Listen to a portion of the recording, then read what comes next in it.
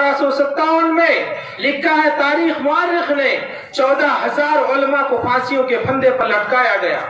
خیبر سے لے کر چاندنی چوک تک کوئی ایک درخت ایسا نہیں تھا جہاں علماء کی گردن نہ لٹکی ہو۔ خاک وفادار ہے علماء دیوبند، اسلام کے غمخوار ہے علماء دیوبند، آقا کے وفادار ہے علماء دیوبند، اسلام کے غمخوار ہے علماء دیوبند۔ السلام علیکم ورحمۃ اللہ وبرکاتہ۔ ناظرین، اگر آپ ہمارے چینل میں نئے ہیں تو ہمارا چینل یس سر چینل کو سبسکرائب کریں اور بیل آئیکن کو دبائیں تاکہ نئے ویڈیو اپلوڈ ہوتے ہی آپ تک نوٹیفیکیشن کے ذریعے پہنچ سکے۔ جزاک اللہ۔ وسلم کی شان میں نعتیہ کلام پڑھنے کے بعد اب میں بلا تاخیر جو ہے پروگرام کو آگے بڑھاتے ہوئے صدر جلسہ شہنشاہ خطابت حضرت مولانا مفتی حبیب اللہ صاحب کو مدعو کر رہا ہوں کہ موصوف تشریف لائیں اور اپنی خطابت سے سامعین کو مستفیض فرمائیں۔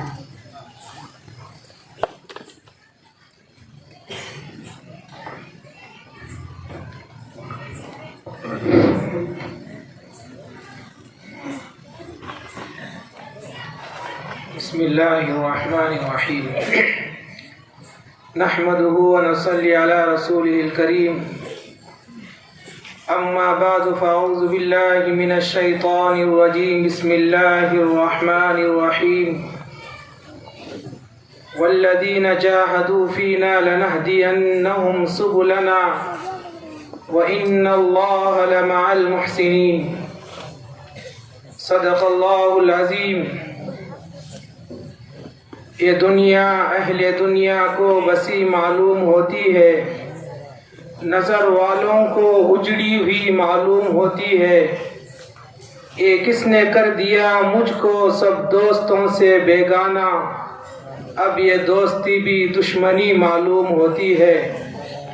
اگر ہمت کرے پھر کیا نہیں انسان کے بس میں، اگر ہمت کرے پھر کیا نہیں انسان کے بس میں، یہ ہے کم ہمتی جو بے بسی معلوم ہوتی ہے۔ مقتل کی طرف اب جاتے ہیں اے موت تیرے لب چوم کے ہم، مقتل کی طرف جاتے ہیں اے موت تیرے لب چوم کے ہم، لے جام شہادت پیتے ہیں ساقی کے ادا پہ جھوم کے ہم شمع یقی کے پروانے شعلوں سے محبت کرتے ہیں، ہم شمع یقی کے پروانے شعلوں سے محبت کرتے ہیں، اے عزیز ہماری راہوں سے ہٹ ہم موت کی عزت کرتے ہیں۔ محترم بزرگوں اور بھائیوں اور عزیز نوجوان ساتھیوں، آج بہت ہی ایک اہم پروگرام میں میری اور آپ کی شرکت ہوئی ہے۔ آج اس بات کا یقین دلایا جائے گا کہ آزادی ہند کے لیے ان علماء کی کیا قربانیاں تھیں اور ہندوستان کی آزادی کے لیے ان جماعت علماء کی کیا قربانیاں ہیں۔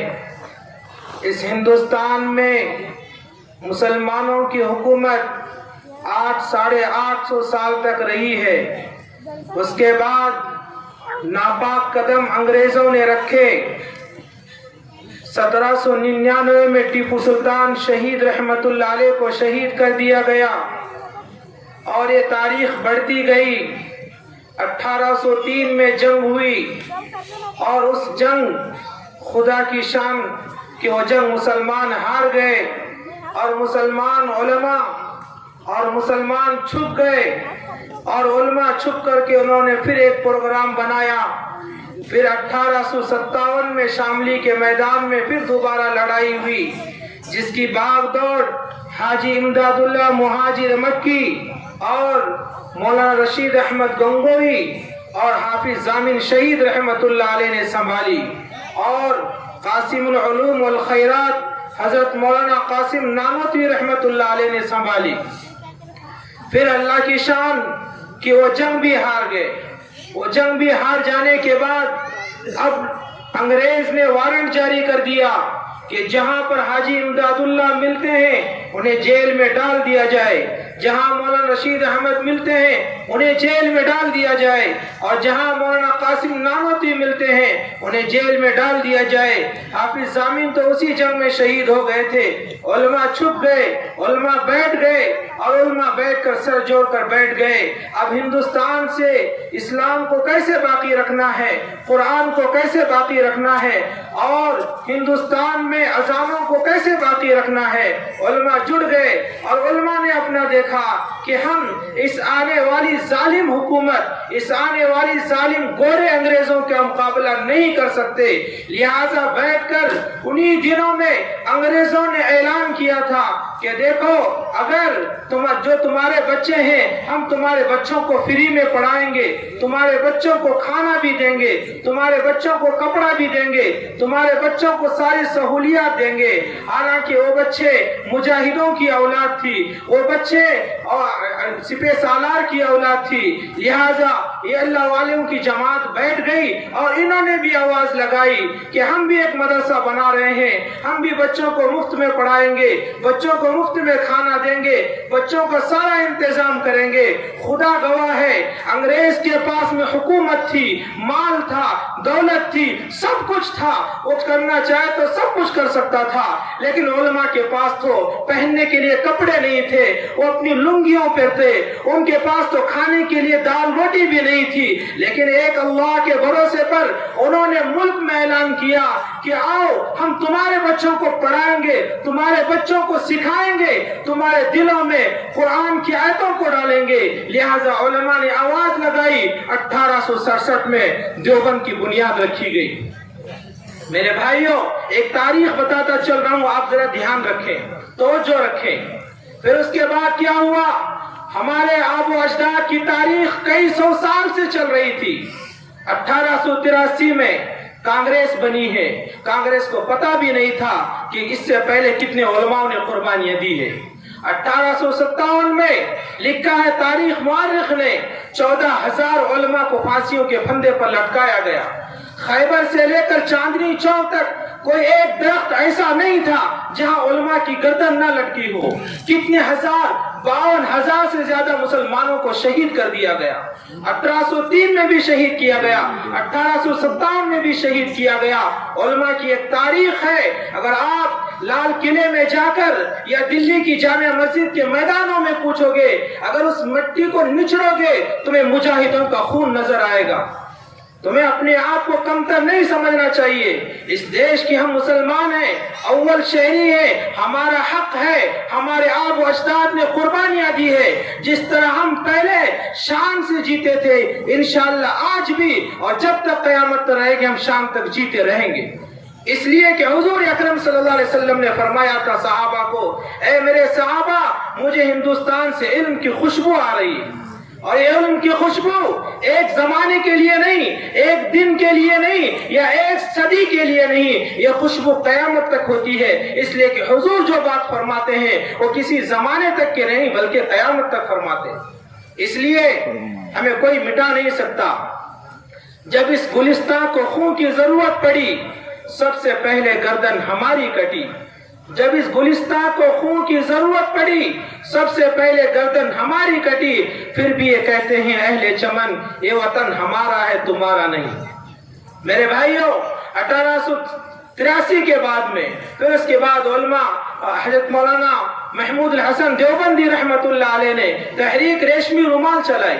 آپ نہیں جانتے تحریک ریشمی رومال کیا ہے۔ تحریک خلافت چلائی، آپ نہیں جانتے تحریک خلافت۔ آج جو جلسہ جو کیا جا رہا ہے، اس جلسے کا عنوان سیرت النبی ہے، صلی اللہ علیہ وسلم ہے۔ میرے بھائیوں، آپ لوگوں میں کتنے لوگ ایسے ہیں، کتنے نوجوان ہیں، کتنے بچے ہیں جو فلم کے اسٹار لوگوں کے نام یاد ہیں، کرکٹر کے رن بنائے ہوئے نام یاد ہیں، کرکٹروں کے نام ہیں۔ اگر اس امت کو کچھ یاد نہیں ہے تو آقا کا نام یاد نہیں ہے، آقا کی اولاد کا نام یاد نہیں ہے، آقا کی ماں کا نام یاد نہیں ہے، حضور اکرم صلی اللہ علیہ وسلم کی بیویوں کا نام یاد نہیں ہے، حضور صلی اللہ علیہ وسلم کے داماد کتنے تھے، حضور صلی اللہ علیہ وسلم کے خسر کتنے تھے، حضور کی دادی کا کیا نام ہے، حضور کا کیا نسب نامہ ہے، ہمیں کچھ بھی یاد نہیں ہے۔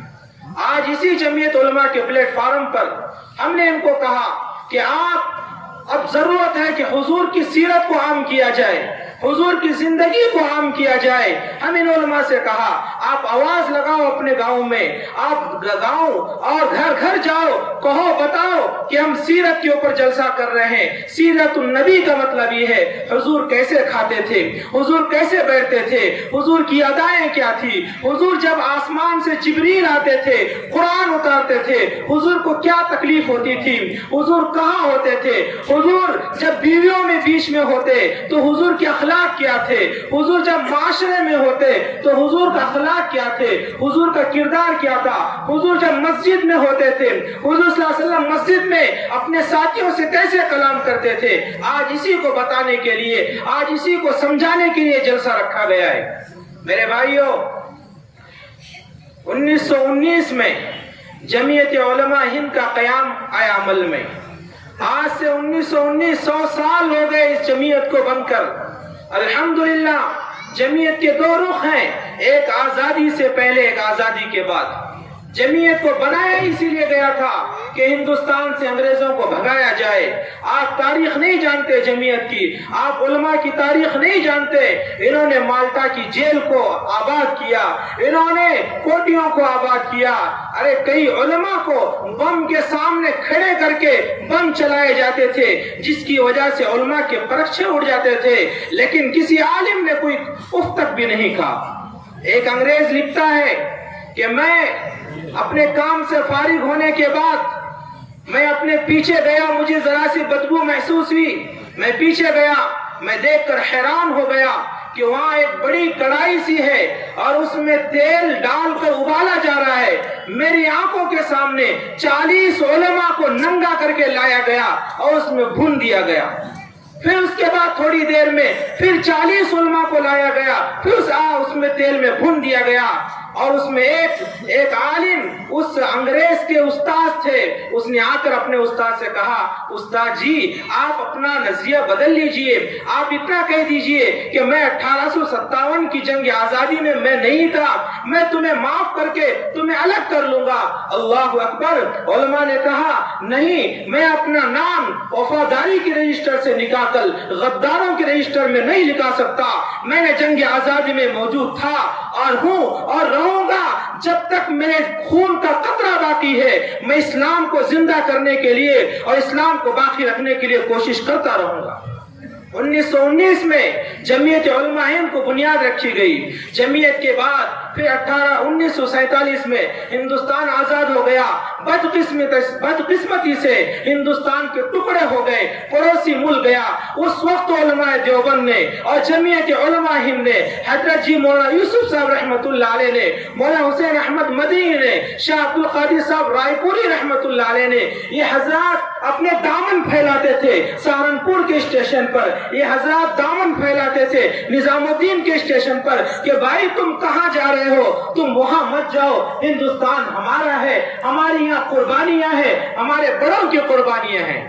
फिर उसके बाद बदकिस्मती से हिंदुस्तान दो टुकड़े हो गए, लेकिन उसके बाद में हिंदुस्तान आजाद हो गया।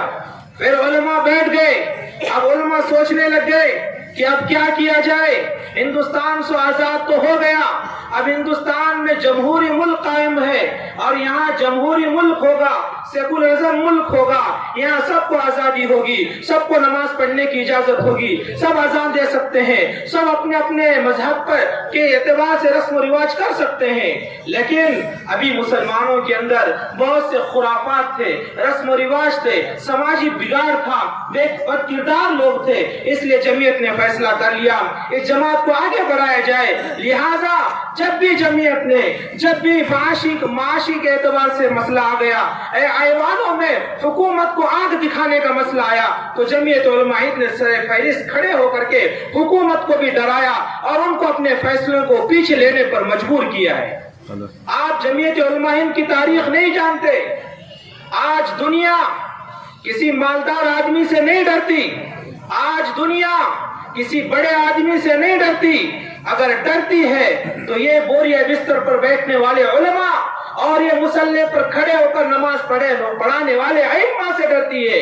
کیا ان کے پاس ہے؟ ان کے پاس تو پیسہ بھی نہیں ہے، ان کی تنخواہیں بھی پوری نہیں ہے، اور جانتے ہیں ان کے دل میں جب تک قرآن ہے، ان کے دل میں جب تک اللہ رسول کی محبت ہے، یہ امت کو جگاتے رہیں گے، یہ عوام کو جگاتے رہیں گے، اور جب تک یہ جگاتے رہیں گے ہم ہندوستان سے اسلام کو ختم نہیں کر سکتے۔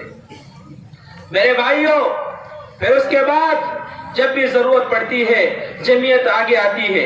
آج جو پروگرام سجایا گیا، میں بہت شکر گزار ہوں یہاں کی انتظامیہ کمیٹی سے، یہاں کے سارے بھائیوں سے، کہ انہوں نے تن من دھن کی بازی لگا کر اس بہترین پروگرام کو سجایا۔ یہاں کے علماء کا میں شکر گزار ہوں کہ انہوں نے ایک راستہ بتایا ہے کہ کیسے جیا جاتا ہے اور کیسے مرا جاتا ہے۔ ارے بھائی، دنیا میں جینے والے بہت آتے ہیں، لیکن مرنے کا طریقہ جانے وہی اصل آدمی ہے، وہی اصل انسان ہے، ورنہ دنیا میں تو سارے لوگ جی رہے ہیں۔ یہ جمعیت علماء ہند جب بھی ضرورت پڑتی ہے، پتہ چلا کہ مسلمان فلاں جگہ غریب ہے، اسپتال میں بھرتی ہے، اس کے لیے پیسہ نہیں ہے، یہ جمعیت کھڑی ہوتی ہے اور آپ بھائیوں کے سامنے ہاتھ پھیلاتی ہے۔ اب کوئی فکر نہیں ہے کہ آپ کیا کہیں گے، آپ کے سامنے ہاتھ پھیلاتی ہے اور اس بھائی کی مدد کرتی ہے۔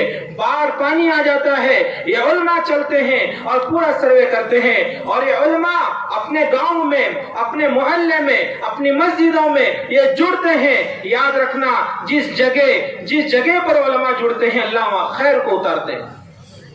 میرے بھائیوں، ہم نے ان بھائیوں سے درخواست کیا کہ آپ ایک پروگرام رکھو سیرت النبی کے بارے میں۔ کیوں رکھیں؟ آج مسلمانوں کو فلمی لوگوں کے نام یاد ہیں، آج مسلمانوں کو ہر چیز دنیا کی نالج ہے، لیکن اگر نہیں ہے تو حضور کے بارے میں کچھ بھی نہیں۔ اگر یہ پوچھا جائے آپ سے، بتاؤ اسلام آج سے کتنے سال پہلے آیا تھا، کچھ پتا نہیں۔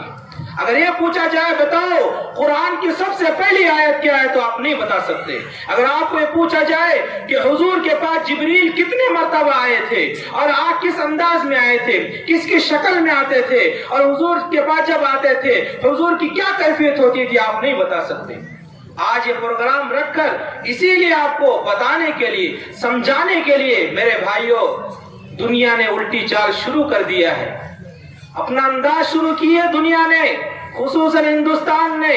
وہ چاہتے ہیں کہ ہماری اذانوں کو بھی بند کر دیا جائے، وہ چاہتے ہیں ہمارے داڑھیوں پر بھی وسترے پھرائے جائیں، وہ چاہتے ہیں ہماری پہچان ختم کر دی جائے۔ لیکن افسوس، کیسے امیدیں رکھیں آپ سے؟ ہمارے بچے نمازوں سے پابند ہیں، ہمارے بچوں کے پاس نہ کوئی نالج دین کی ہے۔ اگر کوئی نوجوان ذرا پڑھ لیتا ہے وہ علماء کی طرف نشانی لگاتا ہے، کوئی نوجوان کوئی ڈاکٹر بن کر یا انجینئر بن کر ڈگری حاصل کرتا ہے، وہ علماء کی طرف نشان لگاتا ہے، انگلی کرتا ہے۔ میرے بھائیوں، میں شکر گزار ہوں یہاں کی جمعیت کا۔ یہاں ہم نے کئی دن پہلے بیلگام کے حکم سے، چونکہ ہماری جو جمعیت ہے جس کا ہم کام کرتے ہیں لاکھوں کا کام ہوتا ہے، اب باڑھ سے لے کر اب تک کا تقریباً 22 سے 25 لاکھ کا کام ہم نے کیا ہے۔ باڑھ سے لے کر جو ابھی باڑھ آ کر گئی 22 سے 25 لاکھ کا کام ہوا۔ کن لوگوں نے دیا، اس کو لا کر تقسیم کیا، اور کچھ ضرورتوں کو محسوس ہی وہاں بھیج دیا اور خدمت کر رہے۔ ہم نے پھر بڑوں کے حکم سے ہم نے یہاں ایک جمعیت بنانے کا ارادہ کیا۔ ہم یہاں کے علماء کو جمع کیا، یہاں کے حفاظ کو جمع کیا۔ آپ کی کیا رائے ہے؟ جمعیت بہت اہم ہے میرے بھائیوں، جمعیت ایک ایسی چیز ہے، ہماری شان ہے، جمعیت ہماری عزت ہے، جمعیت ہماری آبرو ہے۔ میرے بھائیوں، جب یہ علماء کسی ایک جگہ پر جمع ہوتے ہیں تو ایوانوں میں کھلبلی مچ جاتی ہے۔ جب یہ علماء اور حفاظ کسی ایک جگہ جم کر بیٹھ جاتے ہیں تو فیصلے ہونے شروع ہو جاتے ہیں، اور اللہ آسمان سے رحمت کے فرشتے اتارتے ہیں، اللہ مدد کے لیے اتارتے ہیں۔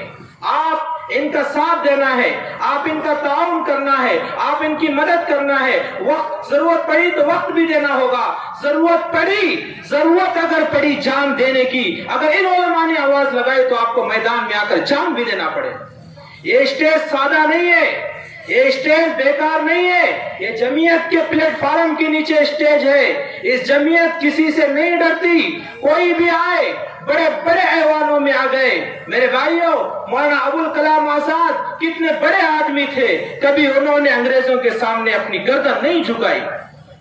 جب وہ کلکتہ کی جیل میں تھے، پتا چلا جیل میں کہ ان کی بیوی کا انتقال ہو گیا ہے، تو انگریز نے آ کر بتایا آپ کی بیوی کا انتقال ہونے والا ہے اور آپ سے ملنا چاہتی ہے، آپ اس سے ملنا چاہتے ہیں تو یہ ایک درخواست لکھ کر کے دے دے۔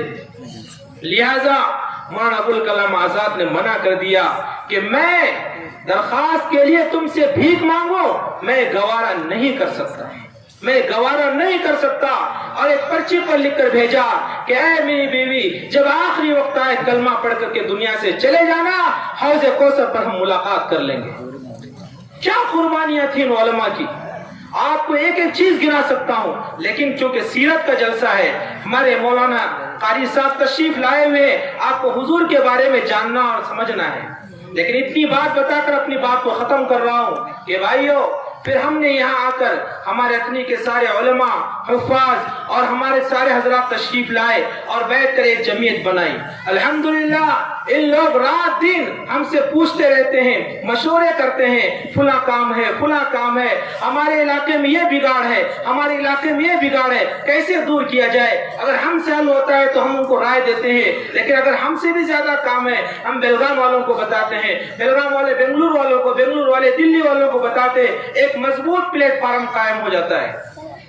جمعیت کے اس میں ایک فائدہ یہ ہے کہ کوئی مسئلہ گاؤں کا ہے، اس مسئلے کو آپ تعلق کے لیول پر چلا سکتے ہیں، اور اگر مسئلہ کوئی چھوٹا ہے اس کو آپ چلانا چاہے ضلع، اسٹیٹ اور پورے ملک کے لیول پر چلا سکتے ہیں۔ اس لیے کہ جمعیت جب بھی جہاں کوئی حادثہ ہوتا ہے میدانوں میں آتی ہے، آواز لگاتی ہے، کچھ بھی ضرورت پڑتی ہے، قانون کی ضرورت آتی ہے۔ میرے بھائیوں، جمعیت علماء کا کام ایسا ہے، جب کوئی مسلمان جیل میں چلا جاتا ہے، اس جیل میں جانے والے کو، وکیل کو پیروی کرنے کے لیے اور اس کے ہاتھ میں رجسٹر دے کر کے صرف جج کے سامنے حاضر کرنے کے لیے 42 لاکھ روپے لگتے ہیں۔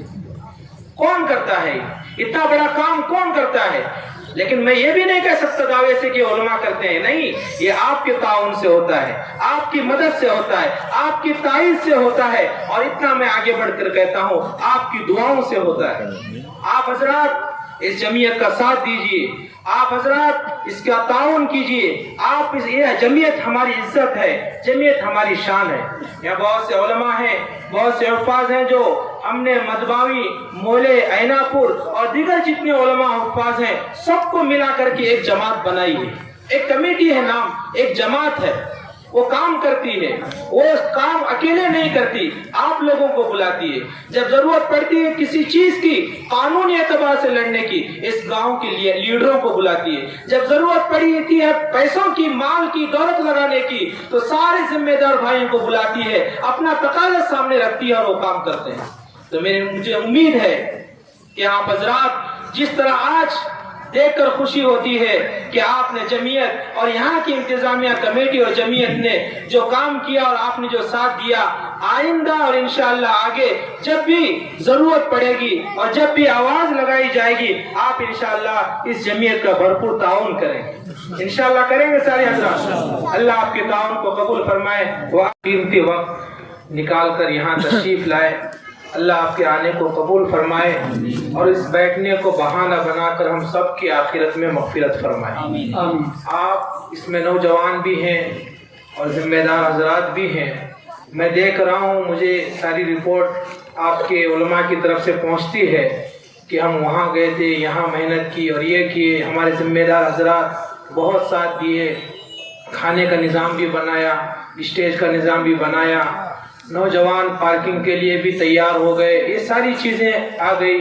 میں دل کی گہرائیوں سے، دل کی گہرائی اور گہرائی سے پورے علماء کی طرف سے اور جمعیت کی طرف سے آپ کا شکریہ ادا کرتا ہوں اور آپ کو خوش آمدید کہتا ہوں، اہلا و سہلا و مرحبا کہتا ہوں کہ آپ نے آج یہاں آ کر کے جو کام کیا ہے اور سیرت کو سنا ہے، حضور کی محبت کی کچھ جھلک آپ نے دیکھی ہے کہ حضور سے اللہ نے کیسی محبت کی ہے اور کائنات نے کیسی محبت کی ہے۔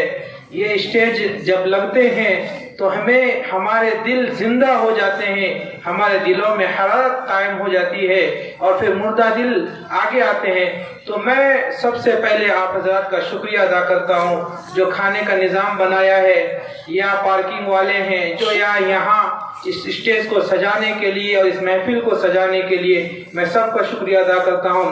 اور آخر میں جو میرے علماء یہاں اپنا وقت قیمتی نکال کر، مکاتب کو چھوڑ کر اور اپنے گھرولی کچھ کام چھوڑ کر یہاں تشریف لائے، میں آنے والے علماء کا بھی تہ دل سے شکریہ ادا کرتا ہوں۔ اللہ آپ کی عمر میں برکت عطا فرمائے اور اللہ تعالیٰ موت تک آپ سے دین کا کام لیتا رہے، اخلاص کے ساتھ کام لیتا رہے۔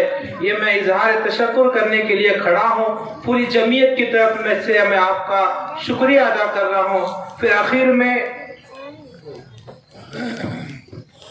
میں ایک بات اور ہے اعلان کے طور پہ کہ تکمیل حفظ و تعزیتی اجلاس، یعنی جو ہمارے اتھنی میں جو سب سے پورے ضلع کا سب سے بڑا لڑکیوں کا مدرسہ ہے اصلاح البنات اتھنی، جس کے بانی حضرت مولانا ابراہیم صاحب کچھ ہی دنوں پہلے ہمارے درمیان سے دنیا سے چلے گئے، اللہ ان کی قبر کو نور سے بھر دے اور آخرت میں انہیں بہترین بدلہ عطا فرمائے۔ انہی کے مدرسے میں 5 یا 6 بچیوں نے، لڑکیوں نے قرآن کو حفظ کیا ہے، اللہ کے قرآن کو سینے میں سمایا ہے، یہ بہت بڑی دولت ہے۔ اور اسی طرح مولانا کا اس دنیا سے جانے کے بعد ایک عظیم سرمایہ وہ چھوڑ کر گئے ہیں، ان کی تعزیت میں ان کے ہمارے جو مولانا ابراہیم صاحب کے بیٹے ہیں حضرت مولانا اسحاق صاحب، ان کے استاد محترم بڑے اللہ والے حضرت مولانا حبیب اللہ صاحب آنٹی، یہ گجرات کے رہنے والے بڑے اللہ والے ہیں، یہ بروز جمعرات کو، جو کل آج پیر ہے، منگل بدھ اور جمعرات کو یہ ہمارے شہر اتھنی میں آ رہے ہیں۔ آپ حضرات سے درخواست ہے، یہ صبح 8:30 بجے سے 12:30 بجے تک ایک پروگرام ہے، اس میں تقاریر ہوں گی اور حضرت کا پرنور بیان بھی ہوگا، پھر دعا بھی ہوگی۔ تو آپ حضرات انشاءاللہ مجھے امید ہے کہ آپ حضرات سارے تشریف لائیں گے۔ اور دوسری بات یہ ہے کہ میں یہاں کے ذمہ داروں سے درخواست کرتا ہوں کہ یہ طے کر لے کہ وقتاً فوقتاً 2 مہینے 3 مہینے یا 4 مہینے میں کبھی کسی اللہ والے کو بلا کر لائیں۔ حدیث میں اور علماء کی کتابوں میں بات لکھی ہے، جب کسی عالم کا، کسی اللہ والے کا کسی قبرستان سے گزر ہوتا ہے، اللہ اس عالم کی اور اللہ والوں کی برکت سے اس پورے قبرستان کی مغفرت فرما دیتے ہیں۔ اور جب ایسی بات ہے کہ مردوں کی مغفرت ہو جاتی ہے، قبرستان کی مغفرت ہو جاتی ہے، اگر اللہ والے ہمارے یہاں آ جائے، ہمارے درمیان میں آتے رہے تو ہماری زندگیاں بدل جائیں گی، ہماری زندگیاں سنت پر آ جائیں گی، ہمارے نوجوانوں کے چہروں پر داڑیاں آ جائے گی۔ اور جب ہمارے نوجوانوں کے چہروں پر داڑیاں آ گئی، سر پہ ٹوپیاں آ گئی، کوئی ہمت والا، کوئی مائی کا لال نہیں ہے دنیا میں کہ حضور کی امت کی طرف آنکھ اٹھا کر دیکھ سکے۔ اس لیے میرے بھائیوں، یہ آخری الفاظ ہیں، اللہ آپ کے آنے کو قبول فرمائے۔